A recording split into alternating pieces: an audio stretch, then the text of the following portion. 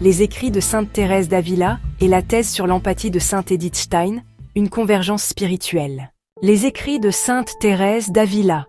Sainte Thérèse d'Avila, 1515-1582, née Teresa de Cepeda y Ahumada en Espagne, est l'une des figures majeures de la spiritualité catholique, reconnue comme docteur de l'Église. Ses écrits, fruits de ses expériences mystiques et de sa mission réformatrice des Carmélites, sont des guides intemporels pour la contemplation et la vie intérieure. Parmi ses œuvres principales, le Livre de la vie, 1162-1565, une autobiographie spirituelle où Thérèse décrit son parcours de conversion, ses visions du Christ et les étapes de l'oraison mentale. Elle y détaille les 4 eaux, les progrès de la prière depuis l'effort humain, eau puisée à la main, jusqu'à l'union mystique, eau jaillissant sans effort, offrant une cartographie de l'âme en quête de Dieu. Le chemin de perfection, 1566.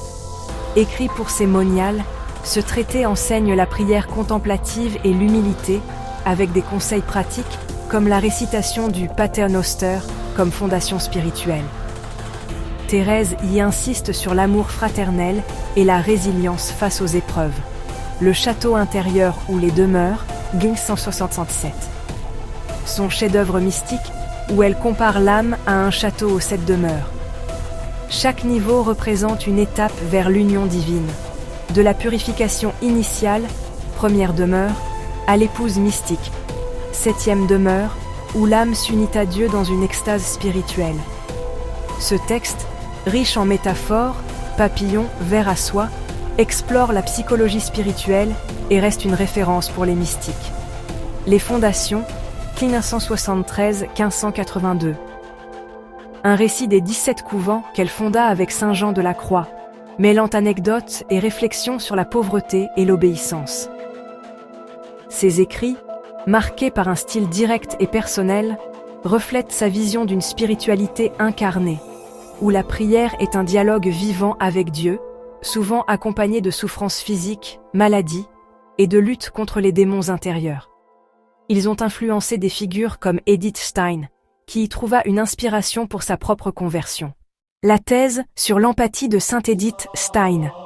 Sainte Edith Stein, 1891-1942, philosophe et carmélite martyrisée à Auschwitz, a développé une réflexion originale sur l'empathie dans sa thèse doctorale, Zum Problem der Einfühlung, 1916, sous la direction d'Edmund Husserl, père de la phénoménologie.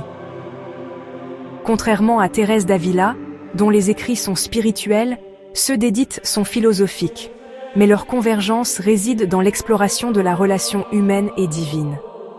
Concept d'empathie.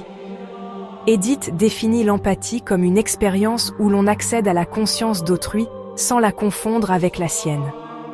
Elle distingue l'empathie primitive, perception immédiate d'une émotion comme une joie vue sur un visage, de l'empathie réflexive, compréhension plus profonde via le vécu personnel.